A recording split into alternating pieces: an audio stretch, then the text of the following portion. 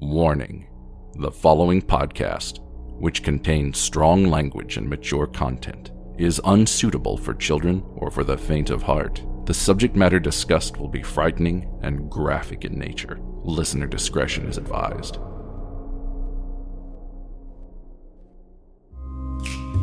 Three spooked girls. Three spooked girls. When you wanna hear about the paranormal, you get the spooked girls. True crime that makes you hypothermal. With the three spooked girls, stabby snippets will give you dreams. Tara and Jessica will make you scream along with the spooked girls. Bring on the slaughter. We on that haunted ground. Spooked girls. The three spooked girls.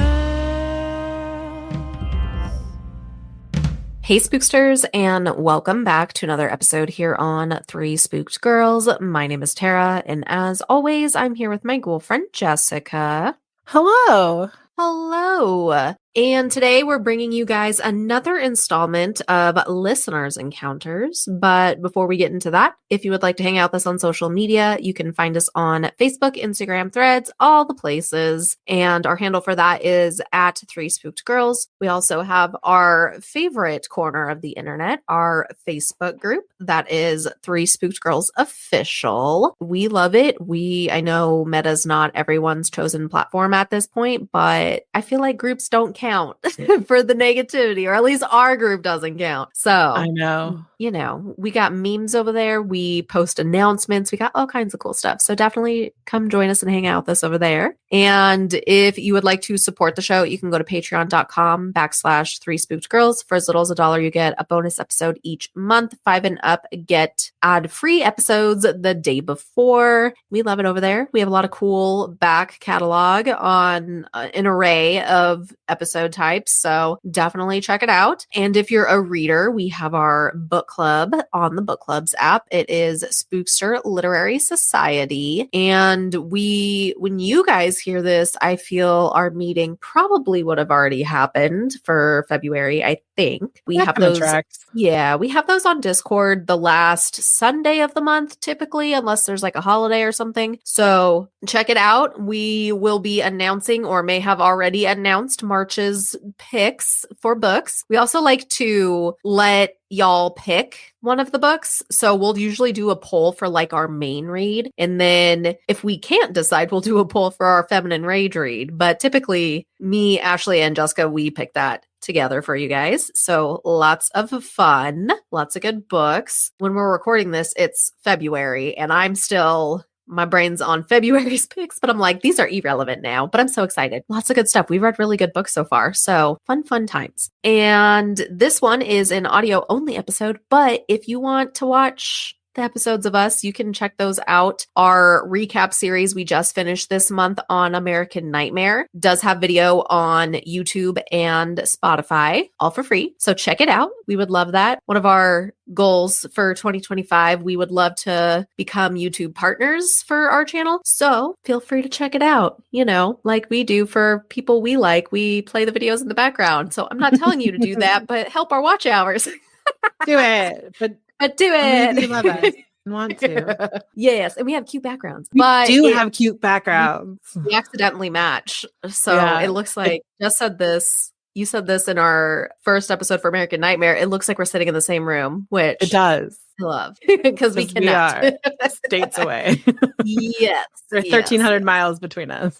Sadly, yes. But yeah, and also just a quick mention, if you would like one of your stories featured on a future Listeners Encounters episode, you can send that to our email at any time, and that is threespookgirls@gmail.com. But now I'm going to go ahead and hand it over to Jess for our first story. Our first story comes from Mandy. Mandy sent us a few stories, so this is one of hers. She did put a trigger warning of gun violence and public shooting, so if you need to skip ahead, Tara does wonderful things in our show notes, which tells us where things are at. So if you need to skip ahead, totally understandable. Next story might be your jam. This one might not be. We understand. Okay, the story takes place on June 12th, 2022 at Tuttle Mall in Dublin, Ohio. It was one of the hottest weeks Columbus, Ohio has seen in a while, and the mall at Tuttle Crossing was pretty busy. The food court was filled with people enjoying their food, and the halls were filled with people enjoying their Sunday. My mom and I were in the food court enjoying our time eating my favorite Japanese food while chaos erupts. My mom was facing the front doors and I was facing the elevators directly across from the front doors when I saw a huge wave of people running towards the front door screaming and shots fired from inside the mall.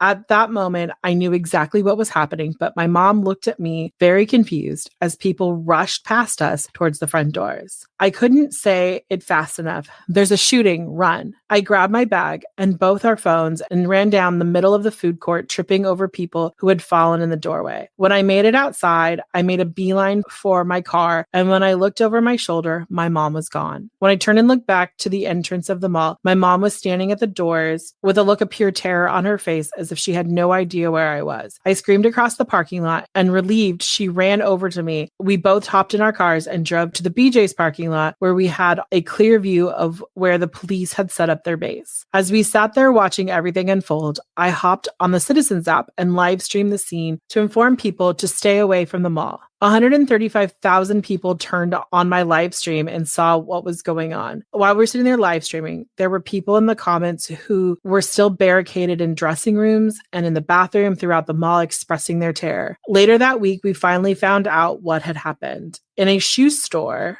Soul Stop, that my older brother's friend owns, 24-year-old Tyrone Gray and 25-year-old Dontrus Sylvester began to argue. During the argument, Dontrus pulled a bag off his shoulder and hit Tyrone with it. Seconds later, Tyrone pulled out a handgun and started shooting. While people ran for their lives out of the store, Tyrone Gray casually walked out of the shoe store and called 911, telling them he shot someone in self-defense. On June 13th, Gray posted a $50,000 bail where he was indicted on 6 counts, including aggravated murder, aggravated burglary, and inducing a panic. A warrant was then issued for his arrest and he was taken into custody. It was believed that following his bond, he threatened a few witnesses in the shooting and in the surrounding areas of Columbus. On June 16th, the judge then ruled that he had to be held without bond. Gray pled not guilty to all charges brought against him. Tyrone is being held in jail awaiting trial. That day, my mom and I were in the mall looking for something to wear to my grandfather's funeral. There were so many things that could have gone wrong that day, and I applaud the Columbus, Hillard, and Dublin police divisions for their rapid response. Well, I'm glad you guys are okay, first of all.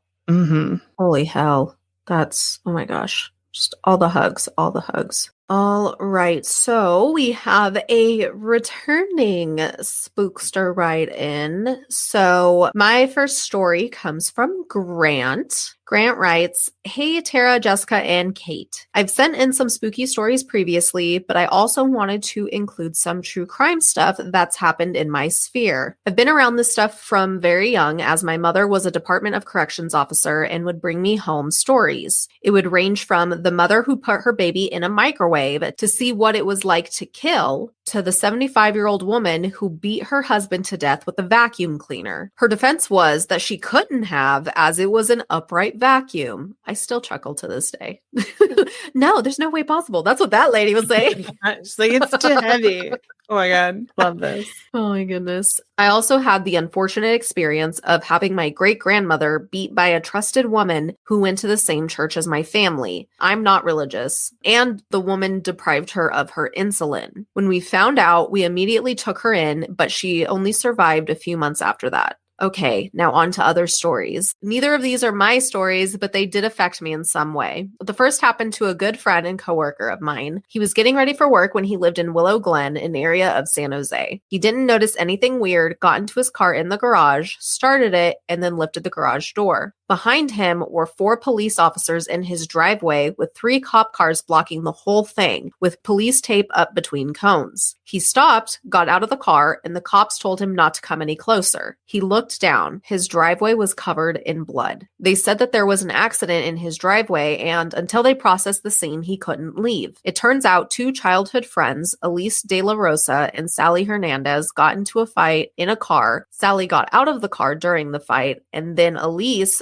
driving the car, hit her and ran her over in my friend's driveway, then backed up over her and drove off. That is so awful. God. Holy shit. And sadly, Sally did not survive. Oh, that's so heartbreaking. The second one was a huge scandal that rocked the LGBTQA plus community, and more specifically the bear community in the San Francisco Bay Area. Although Dylan Hafer-Tempin, known as Noodles and Beef, and his partners live in Seattle, they were still popular in San Francisco. One of Dylan's partners died due to a silicone injection infection. Dylan was known to inject silicone into his privates, and his partners would as well. After the death, it turned out that Dylan was collecting pups as slaves with a pretty cult-like contract they had to sign in which would separate them from the world.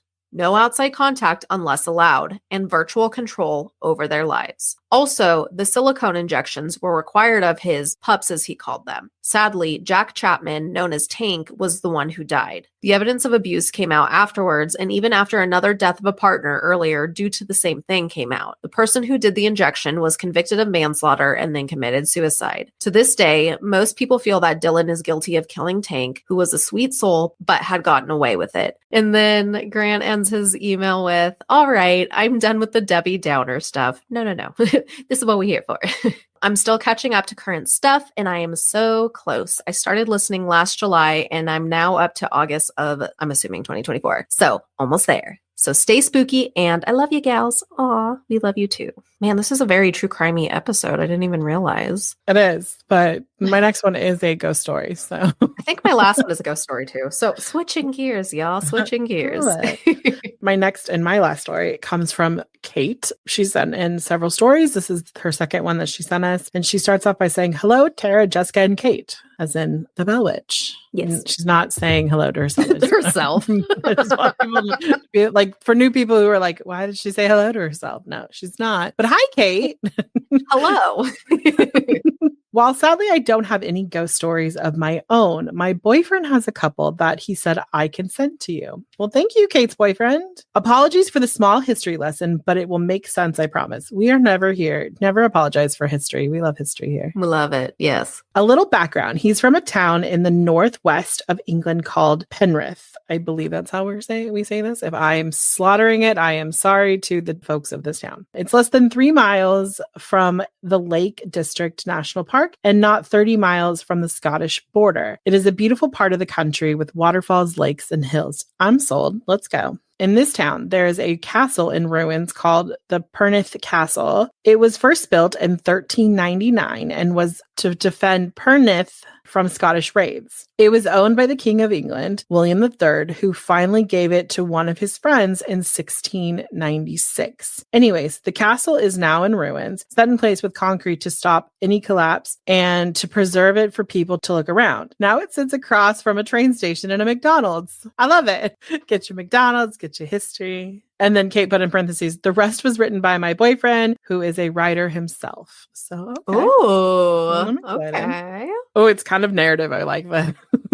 I'm here for this. Yay. Okay. Kids tend to play on or around the castle. It's almost like an obstacle course. Good for make-believe. I stayed a little later one night to explore as it went dark. There was a bit of light reflecting from the floodlights over the road at the train station onto the most preserved part of the castle, the east wall. I was still exploring when everything went very calm and still.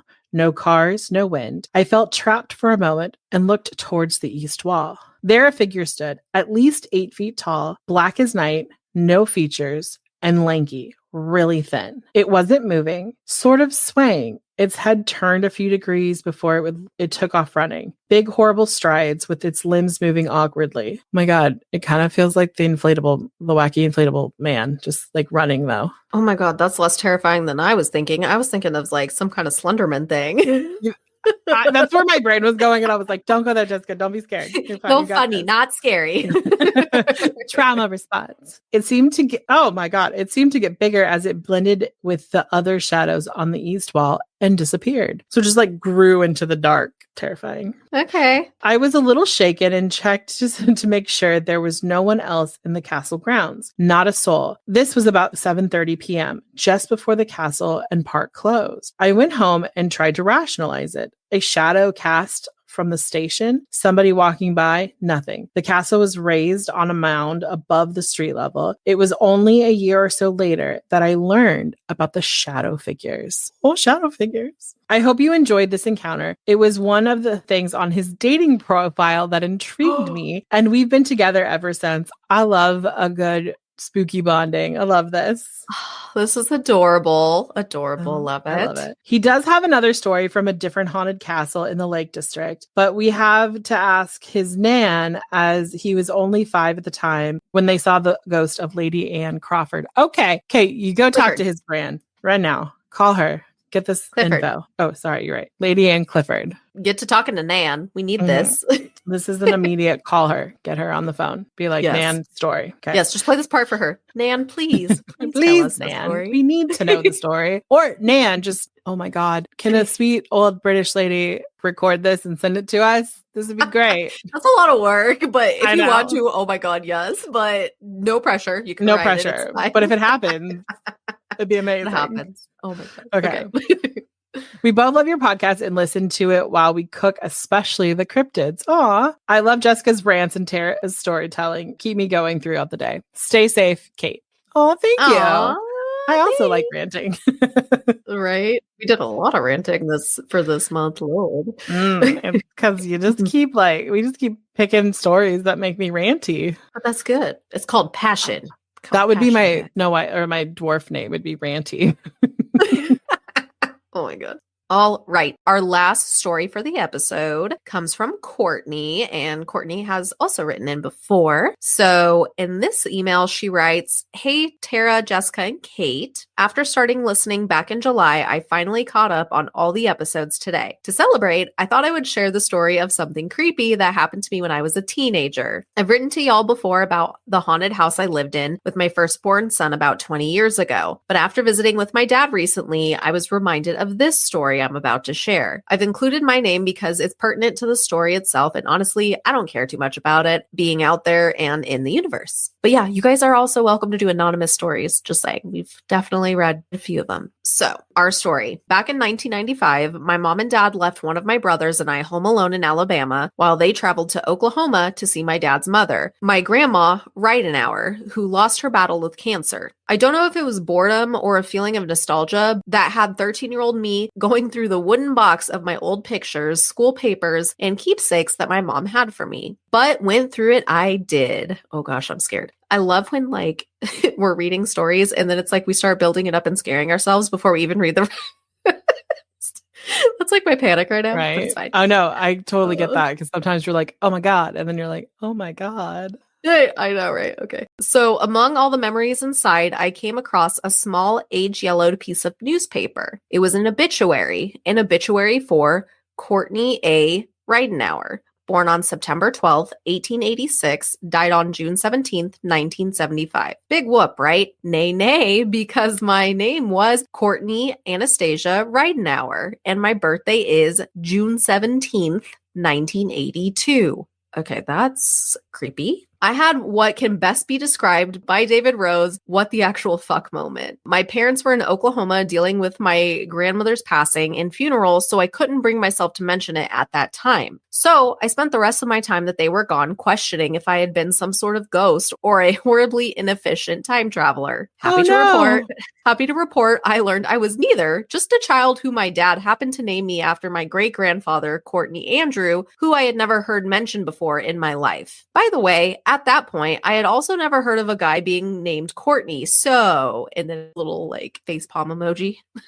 I guess moral of this story is if you name your child after a deceased person, either make sure you let them know that or don't leave obituaries around all willy-nilly. Thank you for letting me share and stay spooky and wonderful. Love y'all. Oh my God. You're like questioning your whole existence and you can't even ask anyone. Right? Oh my God. Trauma. All right, guys. Well, that's going to go ahead and wrap up this month's Listeners Encounter episode. If you have any stories you would like to share with us, send it over to our email anytime. That is 3spooksgirls@gmail.com. We will go ahead and sign off and we will see you guys next week. Bye. Toodles.